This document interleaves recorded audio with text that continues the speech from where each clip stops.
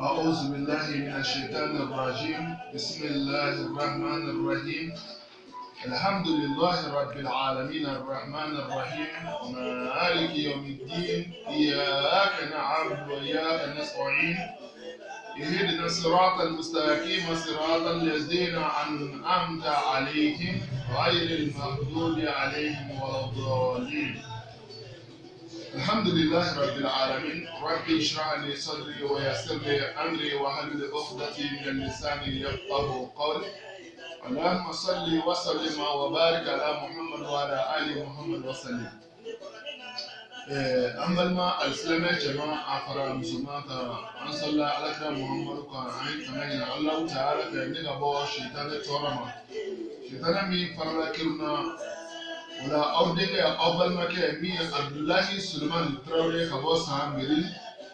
إن شاء الله تعالى بأمي كأنك كما ولنا منا وفودي فرو على كلام محمد صلى الله عليه وسلم أيني فأني فرقلا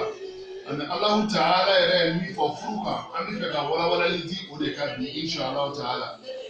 نفع الله تعالى يعفو أكبر نتشتري كنا أكفانكي هو لأيام منكم وصالحين من عبادكم وإمائكم إن يكونوا فقراء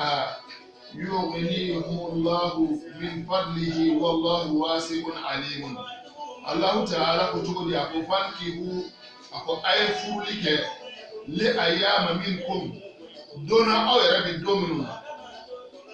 أي فولك يعني أكاسي أي فولك يعني أوغا فنغي أي فروك ني أوكا تسلي حكي إذا دم أفضل نينا ولا ني فانداني بيتي جدا إبي فروك استرامينا وكانا كي يرجع استراي وكانا كي داسمو استراي وكانا كي دمانتم استراي وكمانا كيغا فروك كتشولا مينا يسوع إيربي ولا حالايا أودو سمي مي فروك كدام ولا wala mbalmao furu ye fɛn ba ye Allahu Ta'ala ye a fɔ an ye a ko ko an ka furu kɛcogo la min n'a y'a sɔrɔ anw yɛrɛ bɛ o don na o la Allahu Ta'ala y'a fɔ alikuranɛ cɛntigi kɔnɔ a ko cogo di a ko fankihu ma taba lakum minan nisa'i mathna wa thulatha wa ruba'a fa in khiftum an la ta'dilu fawahidatan wa ma malakat aymanukum. Allahu Ta'ala ko ako aye furuke togola mi na ya soroko igado ma fo ale Allah Ta'ala e onno ya awma ni muso fula furu sebiye kiko furu ni muso saba furu sebiye kiko furu ni muso nani furu li sebiye kiko ke wala ko israna kiga da kelima yo Allah Ta'ala hakuma e wala furu yare jume furu igado ma fo ketugo do de be furu la furu abike ni shati dawde furu shati e jume mana mina e ka do ma fo idem so na ya kallara joli sharia ko rabbe kika du furu la sabo alakra Muhammad sallallahu alaihi wasallam ako ko fen blabe ko hakili ka to la ko sebe o fola e jume ako ni ka mo fatura dro akitele ka shulu o ko fe ni dem so sera furu e dro kika du furu la donc ni mo ga mina kibi na kana o lahalaya change ka bo o kechola donc ambi ebla mina mi ngono o de ka ko ibi fe ka Allah Ta'ala ka kuma ka de bafie ani alaka Muhammad sallallahu alaihi wasallam o de la amplovala ni wakati na ni ka jira ka ko mo dia kona ka ko ni iye furuke jona ko kuma na ko obita ke sababu ye ko ka musomani na nyeta segiko ani ka ko kuma bae sabuko ni furuke jona ko de ke sababu ye ko ka musomani na nyeta segiko me den soro jona bi ke sababu ye ka musomani ke chukuni musomi ma furuke me ay den soro jona o ka nyeta bi ke chukuni donc ola ni ma nya ka foko ibi laseli ke koka igija ika balanzita abeka nika pese chukola kolola e mi e iko fo o kuma mi yere sababa e iko fo inshallah taala wala ni mo mi go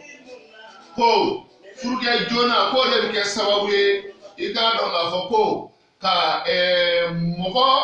ka nyeta segi ko mo mi na ya soro ko abe furu kono no de musomani ye okumana ekol so kono musomanu bi ka na de soro ka so shiti santani nani mo okumana awye mufo oka Allah taala ko ni muso ye ka ga regli okumana iga do furula alakra Muhammad ko ni muso ya ka kalola boye ko ka do furula ni chemani suro sugona ko ka furu nyini aye ka do furula na Allah taala ka kuma ye donc ola ni mogo ko ibina ni makan wore mi mo kontrola amba ye e fenre ni na mando no tesno i droit ni na mante Allah taala mi armade da o Allah taala de be armade na droit do o mana alakra Muhammadu mi na ya so ale de kido na kide la hinenjie o mana ale de be armade na droit do alakra Muhammadu demso no e Fatima ta Zahrawiye aduna furula igado ngafo mana mina ashiti to santa ani sanje ginga alakra demso oh mais santa ni sheki sharia ka di chuko jumena o de ka foko nani ayaka kalula boye ka beni santa ni sheki oh mais shakite ka foko santa ni sheki de wajibi abe ina fo maka minu be anda kono ko mimbi no de musuka klebina ni koi ko kuma na ko ni klebina ni madaka ko sharati jenaye choshira ka foko e ga do cheka se ama o kuma gande mi na ya sura abalole interview sabu muna i ka dɔn k'a fɔ a fɔra ka tile 40 de ɲɛnafilɛ tile 40 ɲɛnafilɛ ani tile 40 dɔw tɛ kelen ye